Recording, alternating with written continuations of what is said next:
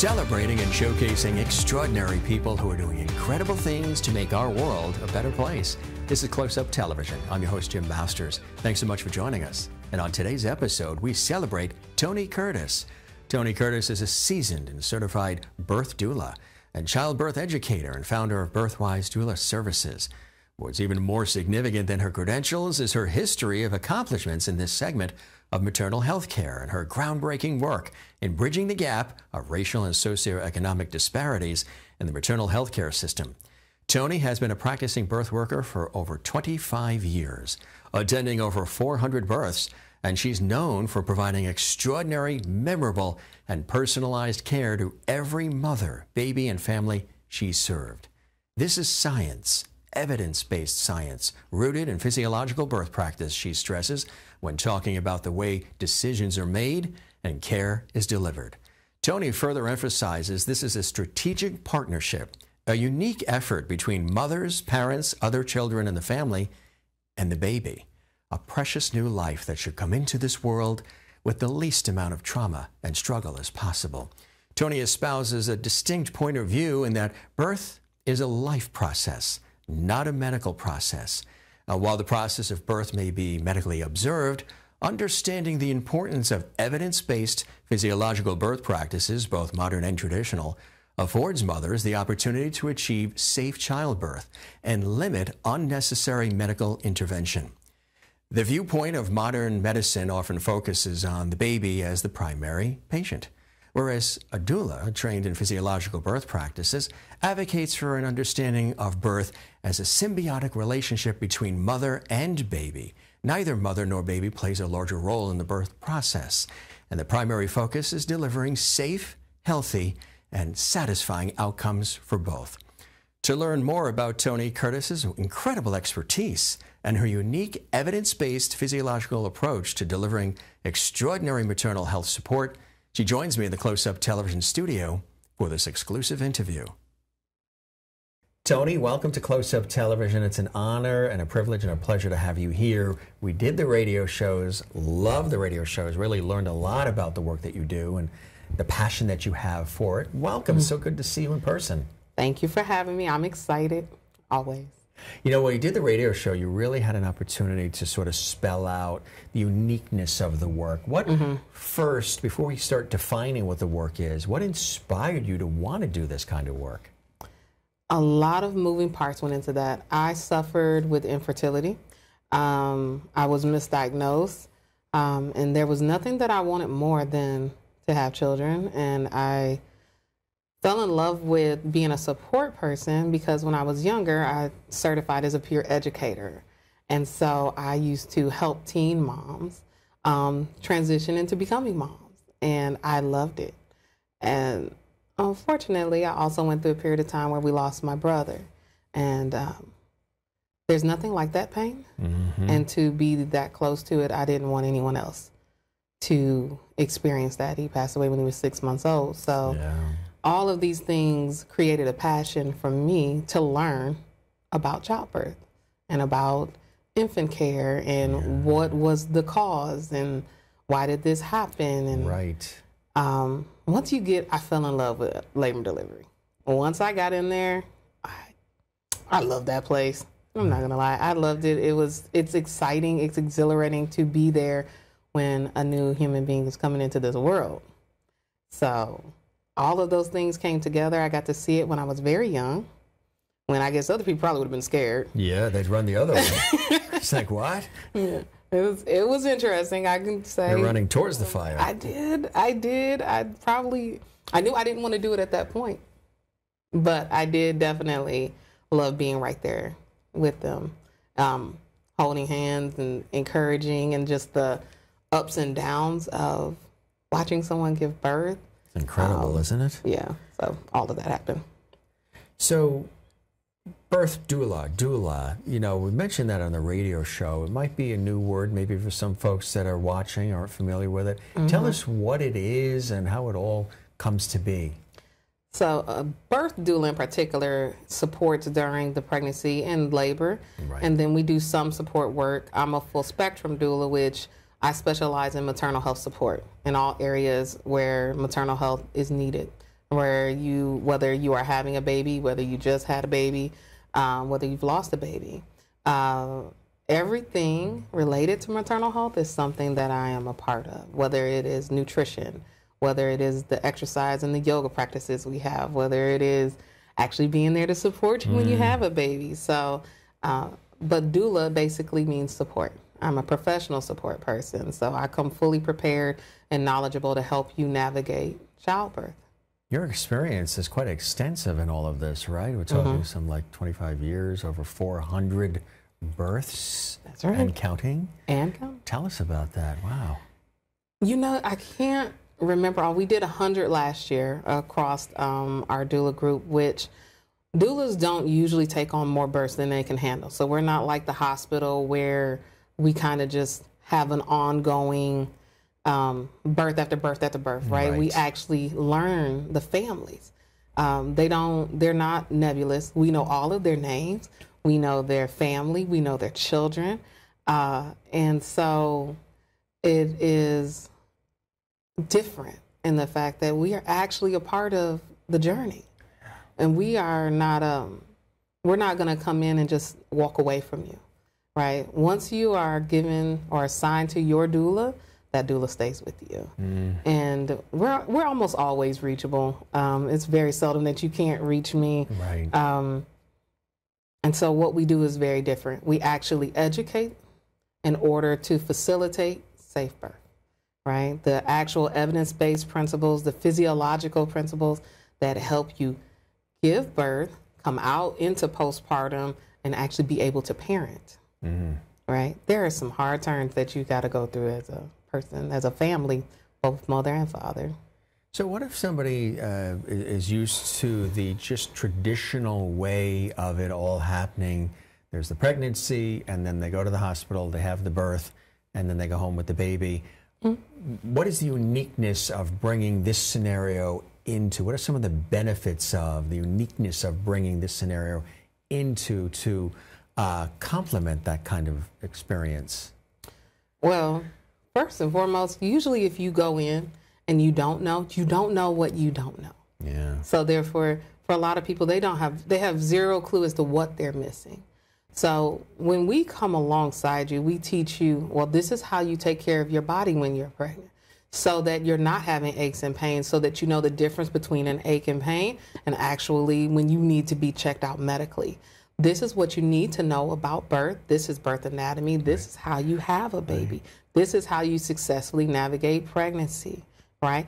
This is what the support people, whether they be fathers or co-parent or however, this is how you can support the person that is pregnant, right? And this is how they're feeling in their body so that it's not ignored. Everything when you're pregnant is intensified.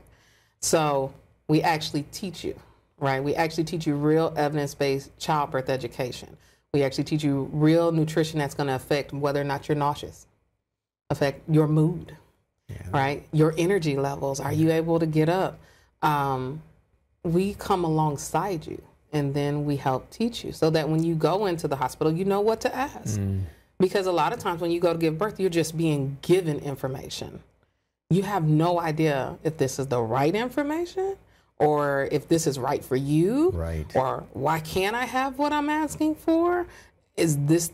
So we navigate that so that you can advocate for yourself, right? And the reality is that our systems of giving birth are riddled with implicit bias from a historical standpoint. And a lot of people don't even realize they're still performing a biased act, right? They have no idea. What would be an example of that for people watching who aren't familiar? Physiologically, we know that mothers need to eat while they're in labor. They need to sleep. There's ebb and flow, right? Right. But hospitals have policies. And the policy is because in case of this, we won't do this. So you go in, you end up in distress, aggravated. You ever been hungry when you need to do something? And it's like, I can't. Hangry. Hangry. Yes. Imagine being hangry while trying to give birth. That's a toughie. And so evidence says we should be eating. We should be eating in early labor. But because we have other plans, right? They're planning for something that may or may not happen. But if you were to have that real emergency, they're not going to ask you, did you eat an hour before you came to the hospital? They're going to go ahead and perform it if it was a real emergency. However, we have bad birth outcomes because of it. So another thing, almost everyone's seen this. You go to the hospital and you get in a bed and you lay down. Well, that is not a good way to have a baby. It does not work well with the body. And so when we look at these high cesarean rates, we can ask questions. Were you up? Were you active? Yeah. Were you listening to your body? Do you even know what your body was trying to tell you? Tell you, right. Right. You tell me that you're having a pain in a certain place. Well, if it's not supposed to be there, we try to see if we can alleviate it. We follow the rotation of the baby in the body. We always say, make room for baby.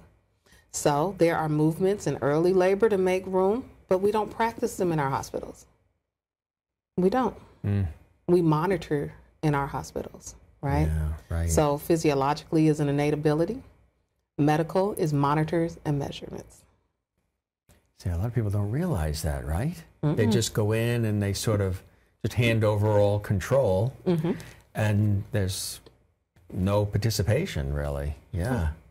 That's why doula care is collaborative. We don't interfere with medical practice. We already know that birth is innate ability, but how is the question that people are like, well, I couldn't, right? Because of.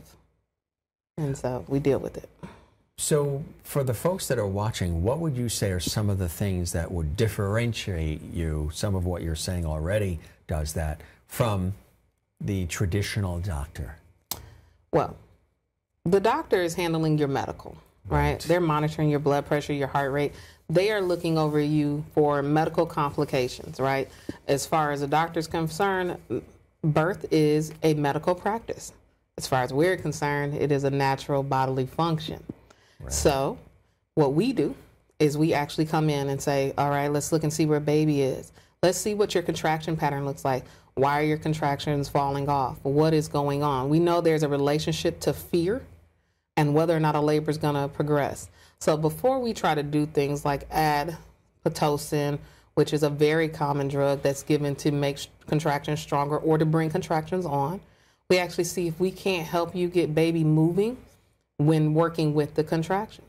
There are positions that baby can be in. If they're there and you're laying down, this labor is going to stall. And we know. And so now we have more practices learning about physiological childbirth. I am a Spinning Babies parent educator. Spinning Babies is a brand that I love. And they are really good at teaching physiological childbirth to the everyday person. Doulas have been doing physiological childbirth for a lot longer than that. How do you define what it really is, physiological childbirth? So here's the fun part. So think of this. If we are moving our bodies in a certain way, we are actually allowing our bodily functions to take over, right?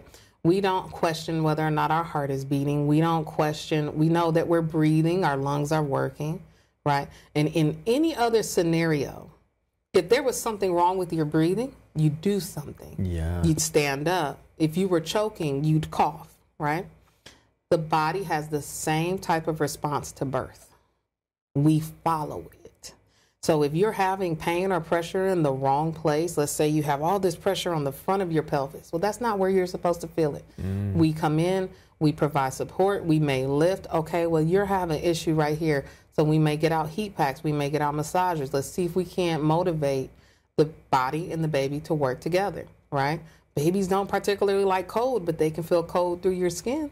So if I want to turn a baby over, maybe I'm using a cold pack in a position, right? Maybe I turn you on hands and knees because I want that baby to turn over and put their back against the front of your stomach, right? We call that position OA. Really good in early labor, right? Best position in regards to helping baby descend. So that's the first thing we do. And a lot of times, almost immediately, the mom's like, oh my God. Oh, that feels so much better. Oh, thank you. And it seems like we've done something huge. But really, we followed the map. We followed the body's response, right? If you were choking and someone came and hit you really hard on the back, would it help you or would it just pause your breath? right? Make you choke harder, make you gasp. Yeah. Okay. So if we're not doing the things that the body is telling us to do, then we're not successful in our journey, right? And then we end up afraid. Well, why isn't this working? What's wrong with me? Panic, and which isn't good either. And this is what we see every day. Some of the process, too, that I found in my research is that a lot of times in those settings, hospital settings, they make the baby the primary patient. And I guess the mother and anybody else involved, it becomes secondary. But with this process, everybody is involved. Tell us about that. It's symbiotic. You cannot remove one from the other.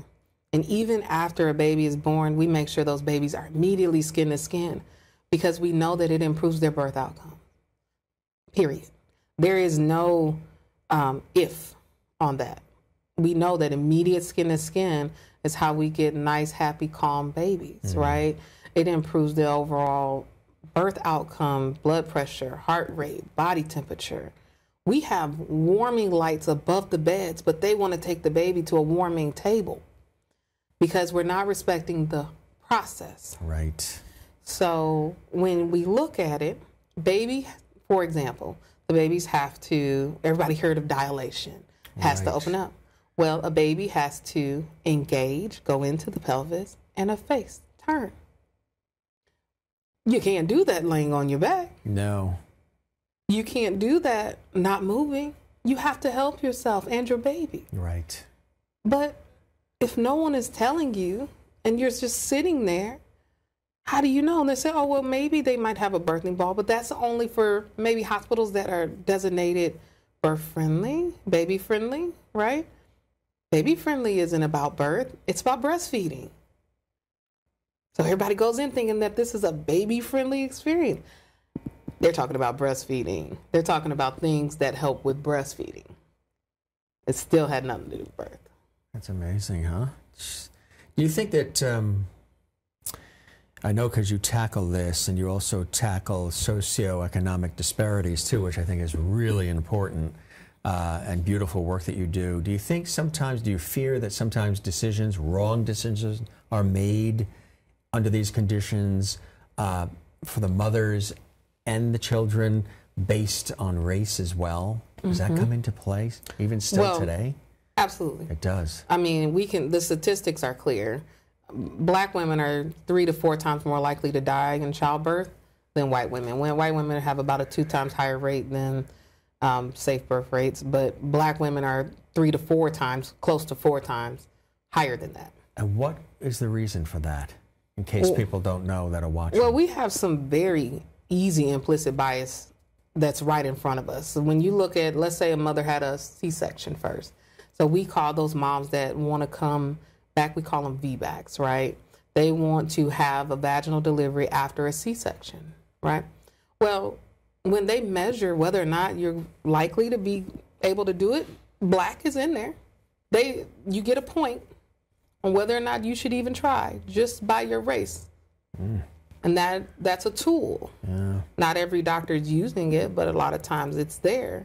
Or you'll hear that you have a chronic condition or you're at risk for it because of your ethnicity.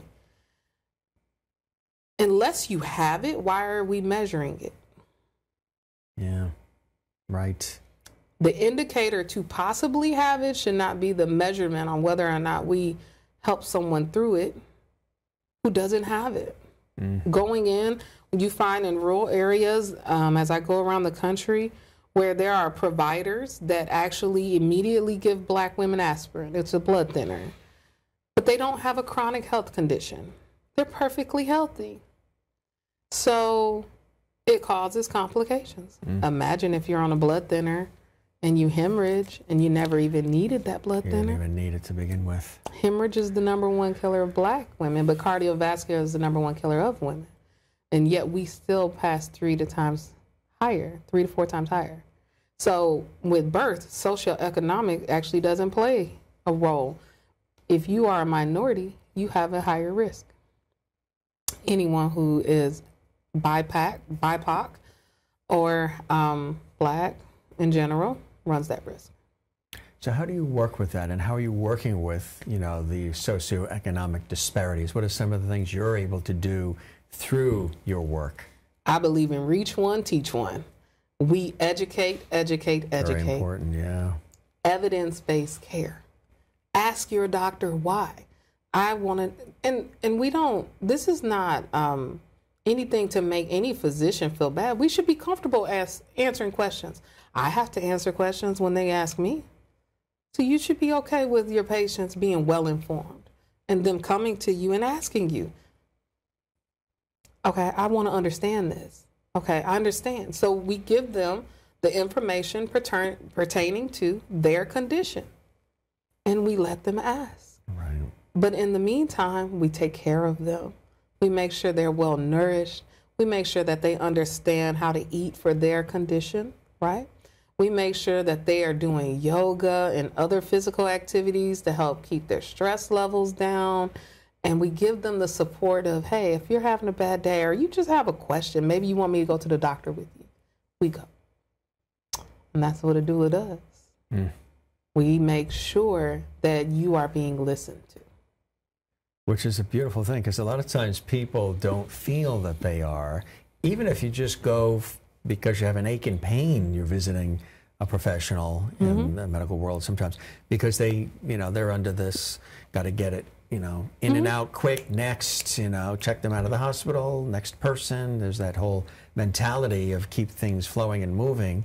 You spend the time with mom and baby, which I think is important.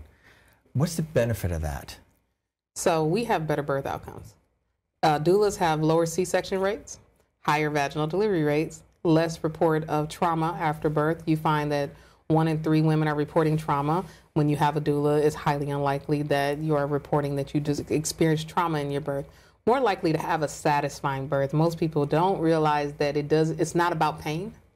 You can actually have a fulfilling, satisfying experience that brings you just closeness and joy. But we have to remove the fear mongering around birth, right? That's not how this is supposed to be.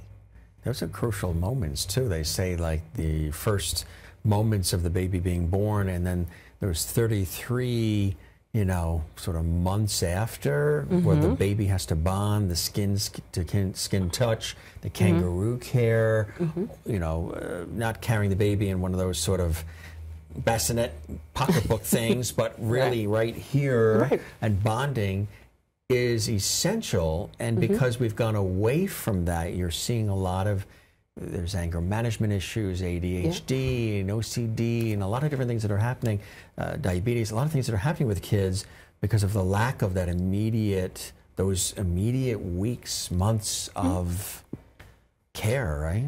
That first hour of birth, right after a baby is born, it's called the golden hour, where babies need to be uninterrupted skin to skin with the mother or birth parent, right? And in doing so, when we look at, are you going to be successful? We know that babies adjust better, have better health outcomes, and the goals even of the mother are higher, right? So less likely to have postpartum mood disorders, more likely to be able to breastfeed. The baby is more likely to be able to adjust to the outside world, right? Less likely to have a baby that cries all the time. Even things that we don't just measure in regards to their medical, like their heart rate and body temperature, all of that improves, right? Exponentially. But overall, the experience change when we don't interrupt the process. However, that is not what is going on. And we can tell because amongst the Black community, we have anywhere from 8 to 24% breastfeeding rate.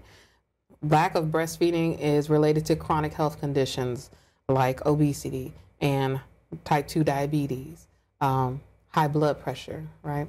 We know that particularly our Black mothers are being born with stress markers for not hypertension, but just cortisol, high levels of cortisol. Inflammation in the body. Yep. So it's simple, but it's not. You have to know. If no one's telling you, then you don't know. Right. So when we look at outcomes, we can see that if we do the right steps of allowing the body and allowing people to actually learn to not be fearful of birth, to actually know how to get a baby through the body, to how to take care of a baby, right? We expect people to go back to work after 6 weeks. It's unreasonable. The only thing that happens in 6 weeks is breast milk.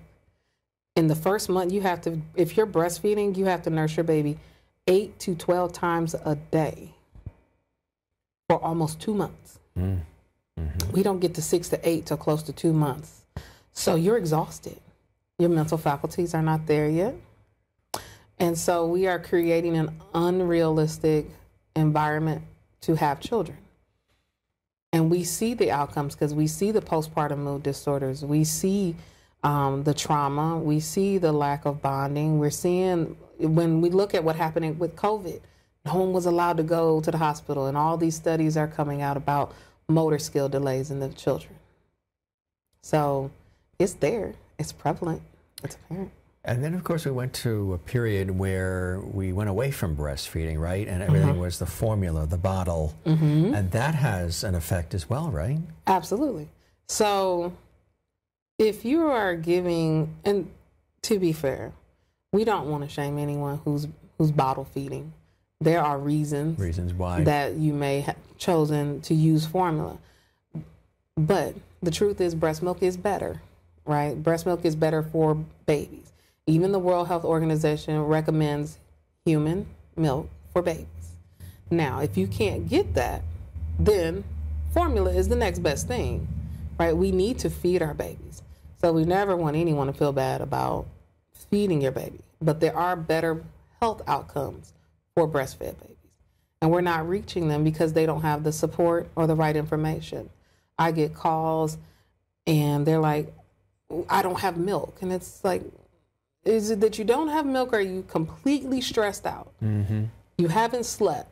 You're in the hospital. Someone's kind of pushing you to do whatever. Did you take medications in the hospital that interfered with your breast milk? Highly likely. Depends on what kind of birth you had. So there are usually obstacles that we run into and we have to face them. But we're not giving people support. We're giving them ultimatums. Or at least that's the way they feel. Right. So maybe the medical community doesn't mean to sound like they're giving ultimatums, but to the person receiving it, it feels like an ultimatum. Remember when they used to put the mother out and there was no participation in the birth at all? And now they're realizing years later after study that wasn't such a good thing. Yeah, twilight. That's the twilight period. And because of that, autonomy, women they want their autonomy back. However, what they don't mention is a lesser known fact that in the 1950s, the Black midwifery movement was removed from care. Most people had a Black midwife like my grandmother or so. But as we pushed to go into the hospitals, we removed midwifery. And so whenever someone hears midwife, they think old or bad, but understand that it was targeted that way. That physiological birth was superstition. It was labeled as superstition. And now, because of, for example, you said kangaroo care. What did that come from? It came because of a NICU going down and they had to put these babies on their parents' chest. Right. And those babies survived better than the babies in the incubator. So now it's not superstition, it's science. It was always science. It just had a different name. Just had a different branding. You've done a lot of volunteer advocacy work that you've been lauded for as well. Tell us about that. So myself and my team, we have gone out into the community. I am a community health worker for the state of North Carolina. And we have gone out to just really help people understand what the rights of a woman really should be in regards to respect. A lot of things are about respect. You don't always have to be the person to understand, but we should respect one another. And so our birth decisions aren't being respected. And for me, I'm a birth doula. I work in the hospital dealing with moms that are giving birth. And so what may not be important to you is important to this person, whether that's their religion, their family, their culture. You have no place to judge. You have no place to judge. And if it's not interfering with their health, then maybe we should keep our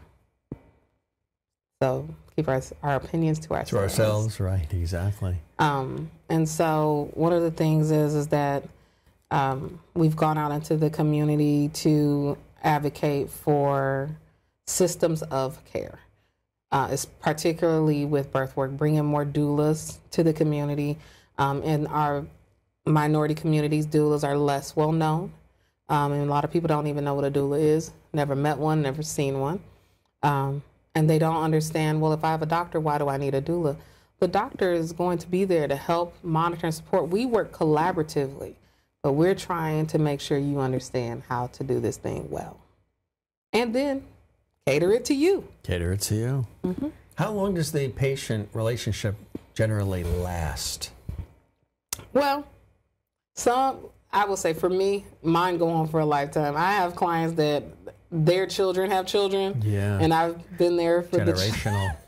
For the children's birth. I'm always a person you can call. I genuinely love what I do, and I don't close myself off, but I sign off at about 6 weeks. But I'm usually reachable far beyond that. And they do connect. Mm-hmm. Like, absolutely. Come back, we want. Yeah. I get all the calls for all the random things. Let's explore that beautiful concept that you mentioned earlier, that from your perspective, pregnancy really is a life process. Yes. And not necessarily just a medical process. Yeah. Let's share that a little bit more, because that's profound. Well, from the moment you become pregnant, your body is changed. You are not the person that you were before you had that baby. Everything in your body has to be taken care of differently. There's a healing process. That process, if not done well, you may suffer complications of incontinence, for example, for the rest of your life, right?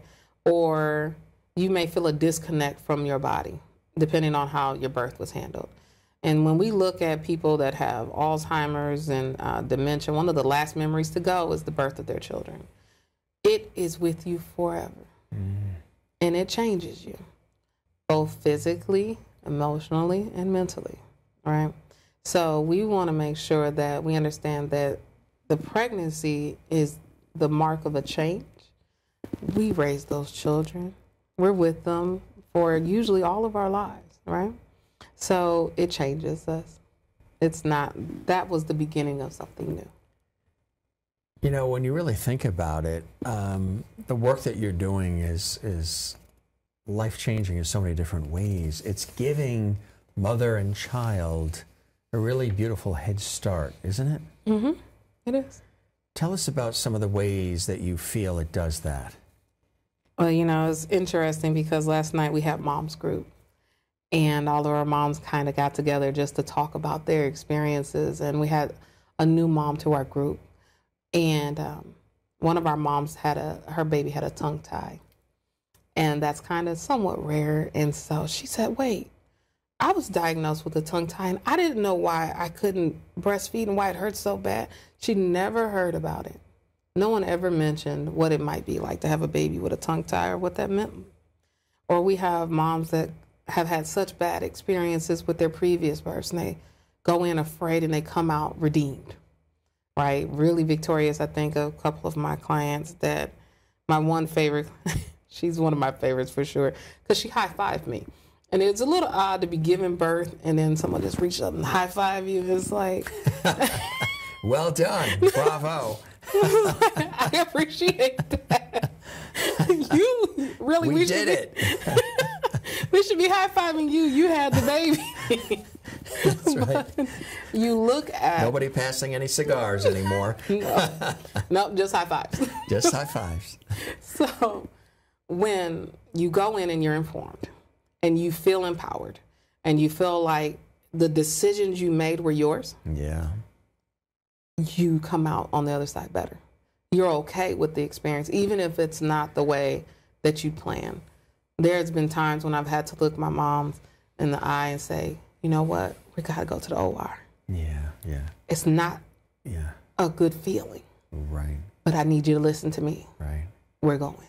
but they still come out. We advocate for gentle C's, make sure those babies are skin to skin, even directly after C-section. We stay there with them and help them breastfeed for those that want to, right there out of the OR, and they still get that birth experience. They were fully involved, and it changes them, and they're okay with it. And they had C-sections before, some of them. And they're like, well, why didn't? But they feel redeemed. So anytime I see that mom, and don't get me wrong, we support the dads too and the partners. Yeah, the family. I'll tell you, our dads and our partners, let me tell you, they are some of the best advocates. They know more. Yeah. They are so well read. Shining stars, yeah. They know how to ask questions, and it's like, wait, no, we want to know. Wait, what about this? And why about this? And so I think it throws people off sometimes in the rooms. They're like, where did this come from? We didn't expect this, yeah.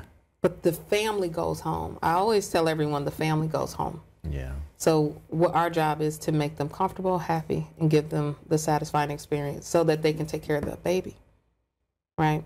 So there's so many moving parts that no one is thinking about, but we're always trying to bring them together. So we don't promise things, but we work towards having the best outcomes, always. It's a very emotional experience too, obviously, giving birth and having a child, and just even the thought of it, it's a beautiful thing. How does that emotional component play for you? Well, first and foremost, I'm not the one who's not going to cry. I've been doing a lot of births. I've done this for a long time, and I still cry at all of them. That moment when a baby is born is always a celebration, right? It's this roar in the room. It's this amazing process. But I know for me, as long as I know my family is happy and that they are getting the experience and the respect that they deserve, that they are coming out with stable, ready to go home, and that we're not seeing the loss of life, then I'm happy. I'm where I'm supposed to be. I've done my job well, right? I've been doing this a long time, and I can remember some of the worst days where we didn't know a mom had postpartum and they jumped from a bridge. If you ever survive that, you will take the best care of everyone who comes through your door. So for me, my emotions run high all the time. Everyone knows I'm very protective of my families. Yes, right. Like an extended family, and they feel like you're a part of the family, right? Absolutely. I'm sure you've gotten a chance to see the kids as they're growing up, and you get feedback from the families, right? Yeah, absolutely. There comes a point when they will sign off and kind of life takes them away from you, but every so often someone will come back and they'll say, hey, so the baby so-and-so's now 6, and you're like, oh my gosh. And I have some that are now adults, and I'm just like, oh my goodness.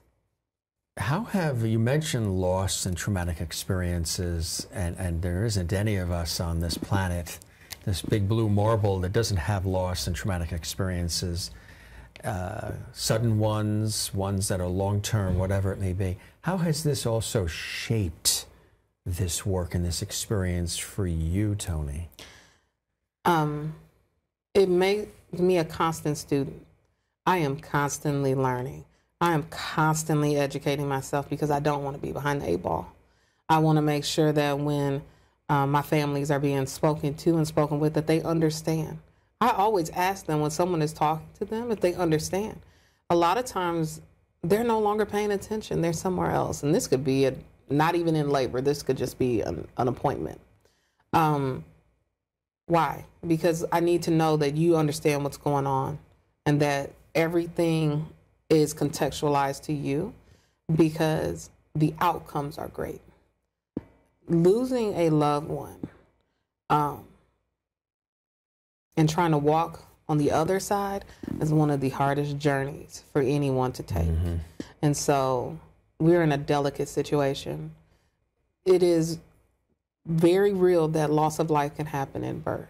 And so we need to be taking the precautions to make sure that everyone is cared for well. So what the medical system does well, let them do well, but don't let them skip anything. Right. Right. And because of that, I'm very vigilant. And it has made it so that I show up. If you call me, I'm going to answer that phone. I expect it of the doulas that I train. And they'll tell you, you know, they get the other side of me. You know, my families get the nice, gentle side. They never want to call me and tell me they didn't answer a call. It doesn't end well. She's choosing her words delicately. Yeah, it's a real thing with me. It's like, well, you take it serious. This is big stuff. Yeah, it's big stuff. Because I look at, I literally this week I got to spend some time with one of my moms. Her baby's now 2, and her symptoms didn't present with traditional preeclampsia, and she was going to keep pushing and keep pushing. And I was like, I really need you to go in. And she called her doctor, and her doctor didn't think that she needed to come in. I don't know how I would have recovered losing her, because she's special to me.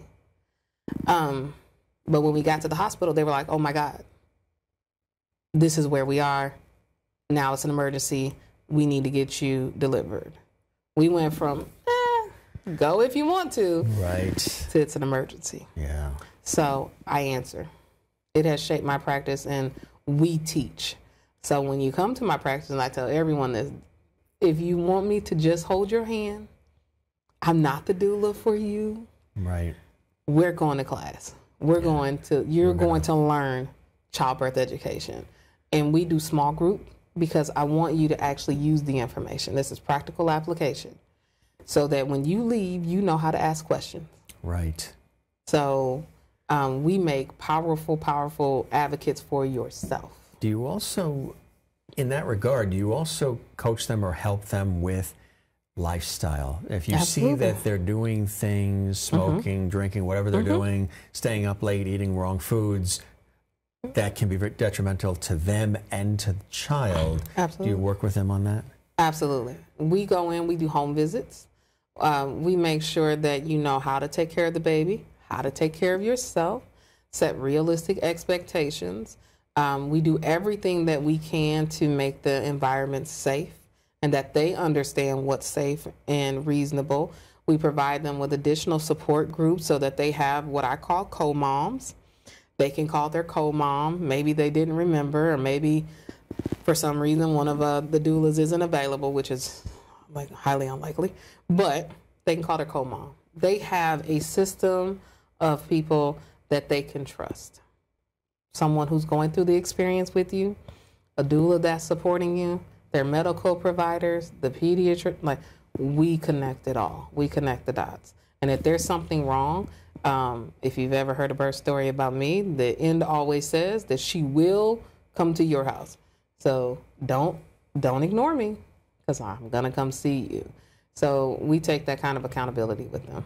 Right. We make sure that they're okay. One of the things that I often forget is the care gap. So we have, like, our breastfeeding mothers will go, they'll have cold or allergy symptoms, and the pharmacist will give them allergy medicine. Well, it'll dry up breast milk. Then they can't breastfeed.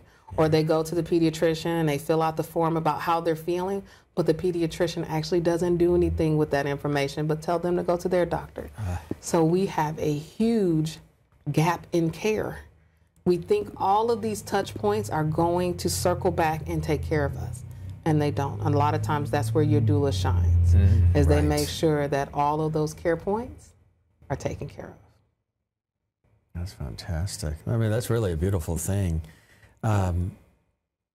How has the joy of seeing this process been so fulfilling for you? It is the best day. You see it in your face and the smile. It is the best day when after we've prepared, after we've journeyed, when it comes to the labor, all of that is kind of quiet background. And you get to just be there. You know, we carry what we call our doula bags. That's our arsenal of stuff. And you're just there, helping them move through it how they need to, listening to them and making sure that the individualized care is there. And then we get invited to the best party of all, the baby being born. We get to see them. It is an honor to be asked to hold someone's newborn. That's got to be just... Is it hard to sometimes give it back?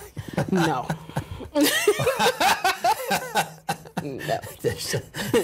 No. Yeah, I have children. You have of your own. I have children at home. You know the part two of it all. That's right. I will happily sit there, and we all love a baby. However, this is your baby. This is your beautiful bundle of joy. Yep, and I need a nap. You need a nap. How do you find, help families really find that voice, sort of that clarity, so they can create that very important balance during pregnancy, birth, and even, postpartum? For me, we learn the clients, but I have extensive background in regards to training to mental health, nutrition, as well as birth doula, physiological birth, breastfeeding. So when it comes to knowing all of those touch points, the application is real because I'm actually trained in them. Okay. That kind of makes it a little bit different when you come to my practice, is that I am actually trained as a maternal health support advocate from a much broader scale. But the big thing is that we listen, right? We teach them in a very easy, approachable way, right? You may not know the multi-syllable word for something. However, you may have a different word that means the same thing. And we teach them how to use those words and when this applies here and when this applies there. Because a lot of times language is lost. And they didn't really understand because somewhere along the way, they didn't know what you meant. Right. So always, always, always make sure that the families understand. What are some of the common challenges that occur? Well, hospitals like their practices, right? Everyone does things the same and they apply it the same. So getting skin to skin, right? Having a NICU nurse not immediately try to wipe the babies off, or, well, we need to do this. Okay, we'll do this on their chest, or listen to this. She doesn't like to be touched. So when it comes to practice, is it really necessary right now? And making them evaluate it, right? We have to learn to actually listen to the person that this is happening to, right? And not just follow practice. And at times, depending on the institution, sometimes doulas are seen as obstacles in the room. Understand, this family came to us, right? Just like they picked this hospital and the doctor group, they came to us to be their support person. We are professionals. We are not just someone's friend coming in. We actually have expertise in this area as well. So sometimes respect, right? I will not interfere with you. Right. And whatever you need to do, and you should not necessarily see doulas as obstacles. Right. Instead of part of a collaborative team, right? Right. So in the hospitals, sometimes we do run across that. We run across those that aren't physiological practitioners, and they'll say, "Oh, well, no, you don't need to do that." And we're like, but the inverse may not be what they want, right? So if we don't do this, the baby doesn't have enough room to make it through the birth canal, and the next thing you know, you'll see a baby in distress, or we're going back, and that's not what they want. Right. So it's a balance. What about people watching who are used to wanting to know about credentials, qualifications, all of that? In terms of this kind of work, what are some of those? Well, doulas are an unregulated industry. So you don't actually have to certify as a doula to begin working as a doula. Many of us do. I am a certified doula. I certify with DONA. I've cross-trained with a number of other organizations. I'm a certified childbirth educator because I'm an evidence-based childbirth educator, but I also use practical application and knowledge, experience.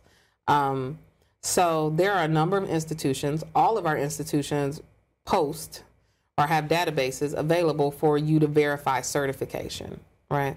So if you're asking someone, a physiological childbirth educator, they should be able to tell you what physiological childbirth is. If they are a birth doula, they should be able to tell you what they do, right? Mm-hmm. So I always say, ask questions. As you can see, that's kind of the theme of doula work, is to ask questions. So yes, we have certifying organizations, largest of which would be ICA, DONA, and CAPA. But there are other certifying local organizations, local doula groups that do an excellent job as well, because the goal is to bring advocacy and support into the hospital from a trusted person for the family. Right. Right. So that's kind of the difference. Yeah. We do not have national licensing.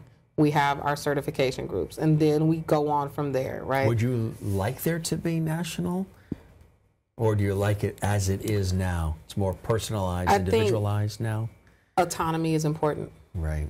And I don't want to lose the doula spirit by taking away autonomy, because that's how we got into this maternal health crisis in the first place. That's right, yeah.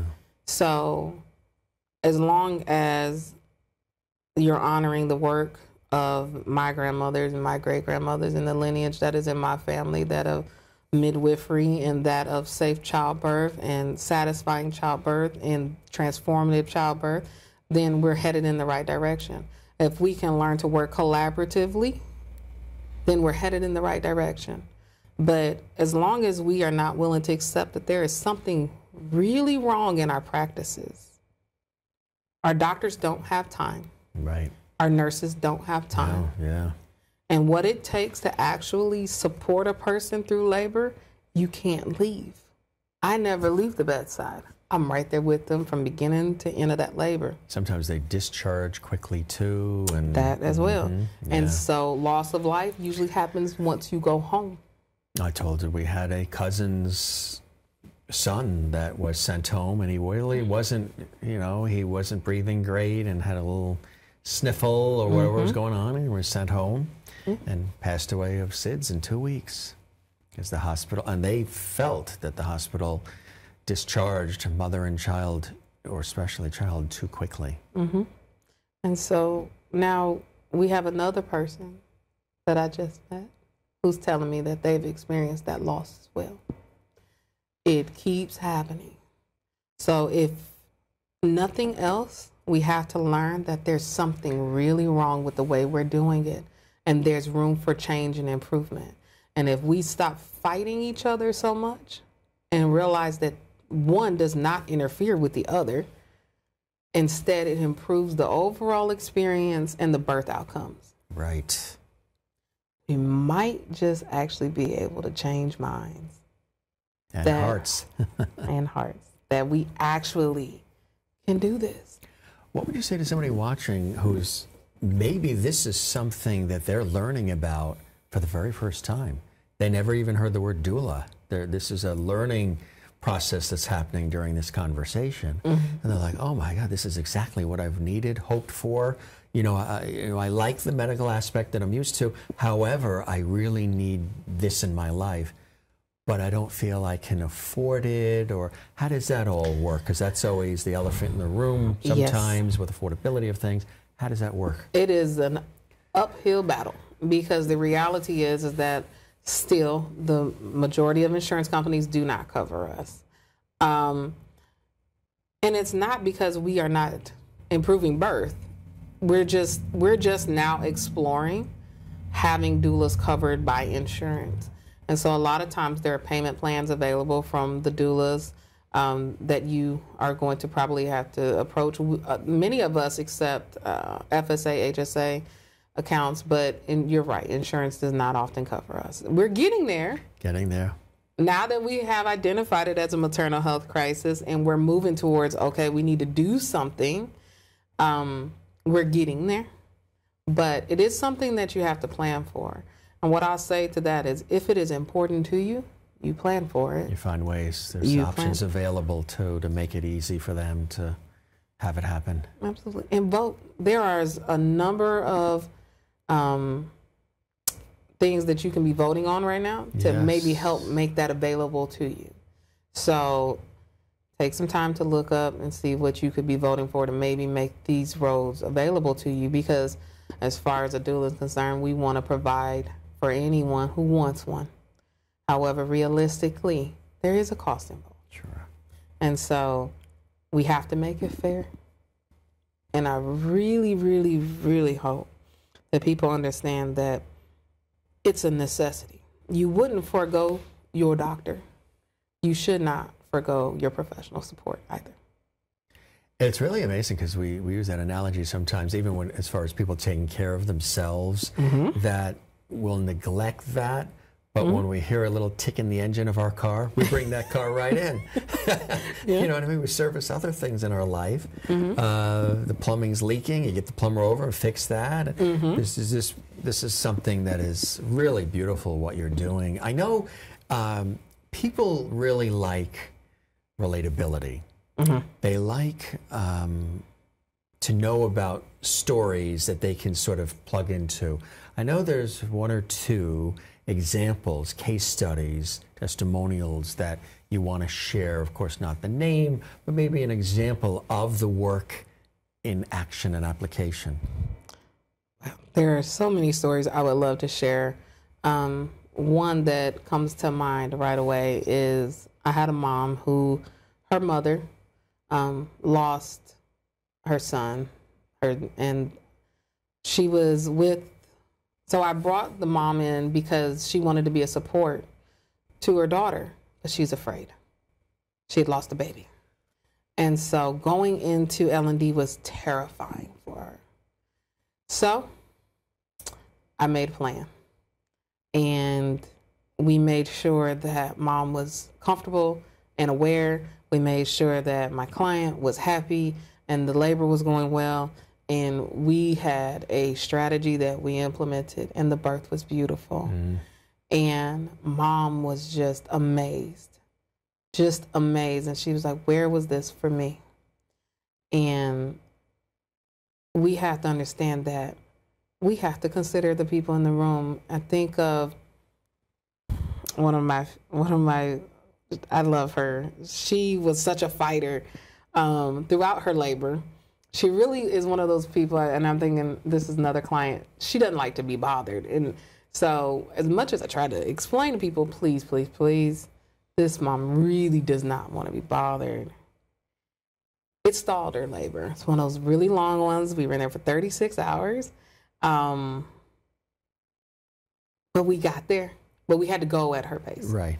And the more people bothered her, the less we were going to get any progress. And we had an amazing, amazing experience. But it took work and patience. And sometimes in the hospitals, one of the things we're in short supply is patience. Yeah, absolutely, yeah. You're not doing this, and we have time limits. But she ended up, her doctor actually was willing to give her the time. And she did. As long as there was progress and no distress, we kept right on going. Kept going. And, you know, I love her because she's a big advocate now. And she's like, there would be so much less trauma if everybody had a doula. And she'll say that over and over again. Just the experience of even going home and having her support not understand her goals.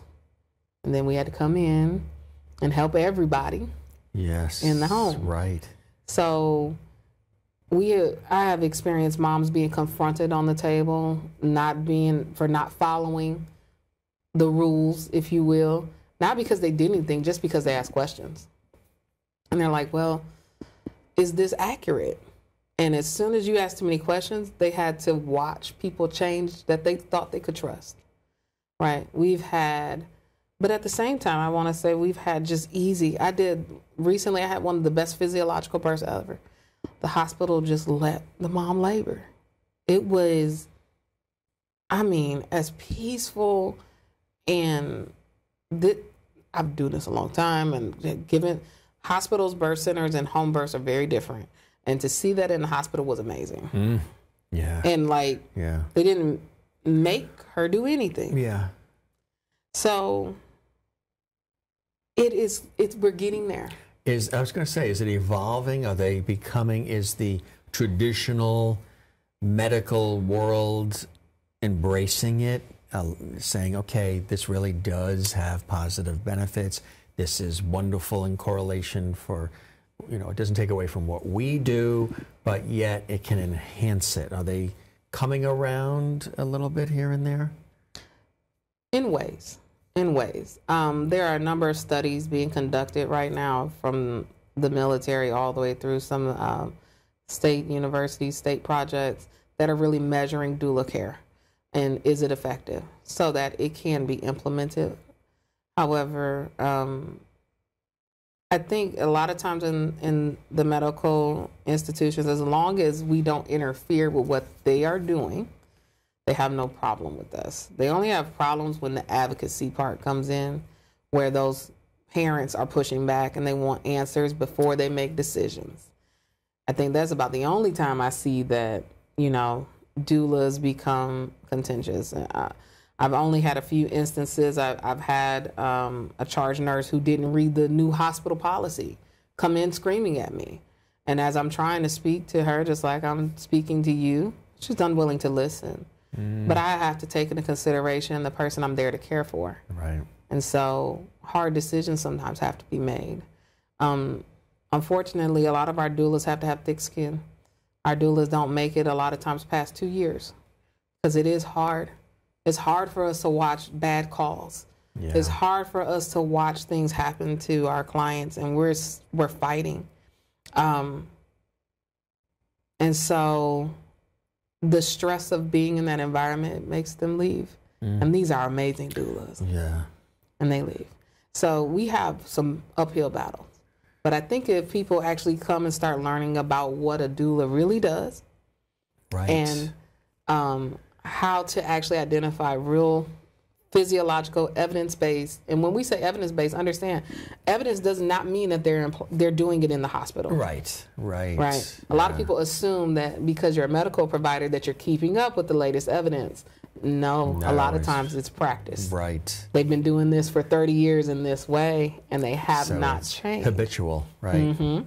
So when we are teaching, we're using the actual evidence-based recommendations.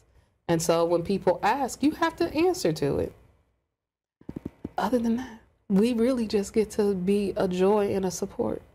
We carry our comfort measures, right? Doulas are more known for comfort, creating more comfort when you labor, right? That's one of the big principles of being a doula, is having things on hand to make you comfortable. We have our massagers and heat packs and cool packs. We have all kind of things in our doula bag just to keep you from being nauseous, to all of that. I think we could all use a doula even if we're not pregnant. That sounds pretty good to me. Start another business. Professional support. Adult doula. Sounds pretty good. It is. You have speaking of comfort, you have a very warm and comforting aura and personality. And you also have a quiet confidence. There's a confidence there, which I think is a beautiful thing. The combination of the warmth, the comfort, and the quiet confidence, I think is very inspiring for the others that you're training, others that you bring in, that you're mentoring, who become doulas as well. Yeah, they always say everybody calls Toni, and I laugh at them because I just love them. But the reality is that I am steadfast, and I'm very serious about what I'm doing. So if something arises, I'm probably prepared to answer and ask. So I make sure that everyone is prepared. I love my team and I love my families, but I'm not going in here to watch somebody pass away. I'm not going in here to watch medical malpractice. I have been a doula for 27 years. And even though I may not be a doctor or a nurse, but you imagine if you've been somewhere in labor and delivery for 27 years, you pick up a few things. Over a quarter of a century. You learn a couple of things about what goes on. So it's not very easy to deceive me. I'm going to ask questions. Which is good. On behalf of, right? On behalf. And you bring the family in, like the other children. And Yes. It's not just the baby and the mother, but it's really everybody, right? It's everyone Which that is key. Yes. Everyone that wants to be a part of this is a part of it according to how the family wants to structure it, right? Because when you're happy and you're uplifted, you're more likely to be successful, right? So when we're talking about stress and mood disorders, we actually have to make sure that we're creating environments that don't create stress and mood disorders. Right. Some things we can't prevent. Some things are already wired in, right? They're genetic, and we're headed down this path no matter what we do. However, we can do the very best we can to prevent the ones that we can. Right. Right. So, yes, everybody gets brought in because everyone has to be taught a very valuable skill, active listening. We need to actively listen to what this person is saying and what this person is saying so decisions can be made so that you're okay. That's the bottom line. Obviously, you're very passionate about this and care about it a lot. What is it about this work that you do that brings you? We're talking about the blessing and joy for the mother, the father, the family, and all involved. But for you, what is it about this work that you've been committed to for over 25, 6, 7 years that continues to bring you blessing and joy? For me, it's a calling. I am programmed to do this. I am called to do this. This is not something that I could opt in or out of. I was going to do it. In the DNA. I'm called to do it. I couldn't even put it in another word. The education portion is a subset of the skills that I have regardless, right? I am one of those people that I am designed to do this. It is inherent. Do you think it's part of, you mentioned it briefly, some of that incredible lineage that you have? Absolutely. Do you feel sort of the presence of some of those other incredible women in your life who did these kinds of things? Yeah, absolutely. There's no way for me to know all the things that I know without a little bit more intuition than just skill, right? I have both. So I know because I know, but I also know that in this world, we have to be able to back it up with our education. So I made sure to also train. So yes, it's both. It is very much so a built-in roadmap. And so those that interact with me, especially when it comes to maternal health, they can usually pick it up really quickly. They're like, it's something different about you. Yes. Yes. Yeah. So yes, it's a lot of intuition. What would you say to somebody watching who's considering maybe wanting to be a doula? What are some of the things that they have to be aware of to prepare on different levels? I'm sure even from an emotional level, there's a lot of preparation to even becoming a doula. If they're experiencing, watching our conversation now, and they're like, gee, maybe I'm qualified, maybe I can learn to become a doula as well. What would you say to somebody like that? Well, one, if you are having the thought that you can become a doula, then go ahead and start pursuing becoming a doula. The other thing is, though, you need to have the emotional space because you have to be able to hold space for others. Yeah. We get very involved in the lives of the families that we support, and so you also will need your own support system, right? So as you aim towards becoming a doula, you also need to create a doula support system. The other thing is that educate, right? There are a number of free workshops that can start to teach you about childbirth education, evidence-based care, even before you ever start to invest in becoming a certified doula, right? There are programs that are for you in regards to learning how to do comfort measures, what is childbirth education, mindfulness, yoga. These are all practices that we use a lot. And so it would be very, very useful for you to learn those things. The other thing is that before you settle in to become a doula, it can't be about you. It is not about you. Being a professional support person is not about you.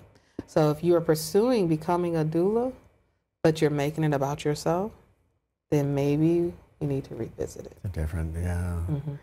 You've done this again over a quarter of a century. How has it enhanced, enriched, and changed your life doing this work? Well, when I started, the evidence-based care wasn't prevalent. Baby-friendly wasn't a thing. Lactation consultants weren't really in the hospital when you gave birth. There's a lot has changed. Rooming in, baby staying with you the whole time.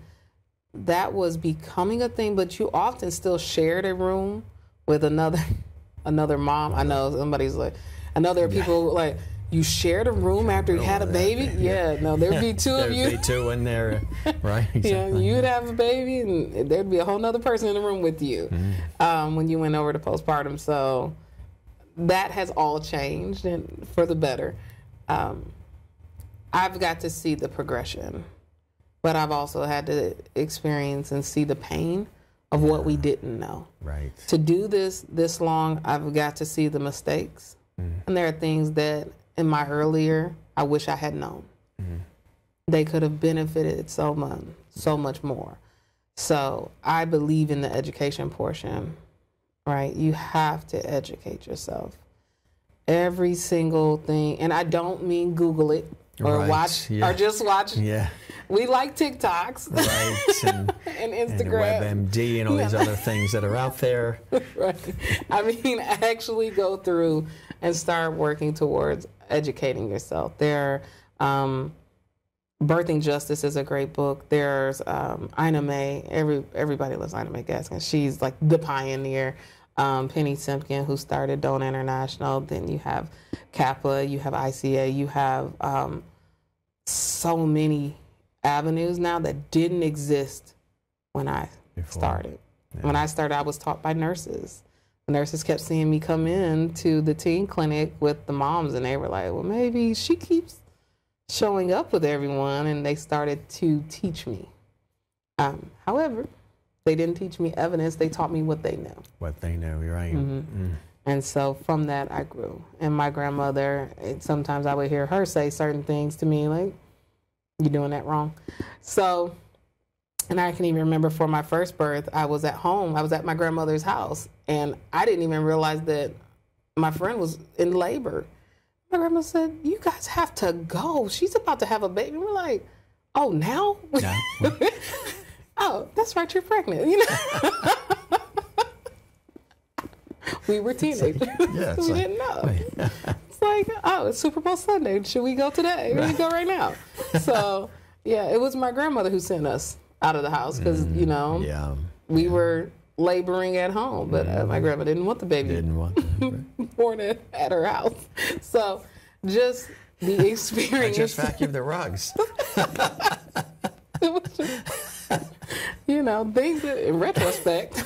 That's right. So I got to go, and just that has changed. Just the way we approach it. Now, the minute someone has a contraction pattern, we go to the hospital. You go to the hospital. When I started, we didn't do that. No. Yeah. You know, they labored at home. Whatever, we walked. Wherever you were, that was the spot. And usually by the time we were going to the hospitals, babies were being born. So there has been all kind of ebb and flow. Mega shifts. Yeah. So we have a long way to go, but I've watched a lot of things change, particularly rooming in, right? Where the baby stayed with you the whole time, or being able to have more support people that were actually able to be with you, or the change in the way that even the postpartum is approached. At least it's talked about or mentioned now. Right. But we still are short on childbirth education, right? You go to the hospital for childbirth education, but a lot of people watch a video. But you need to talk to someone. Right. Right? Realistic expectations through practical application. So things are coming. Well, I'm glad you came to the studio because this has been enriching and informative and enlightening and inspiring on so many different levels, Toni.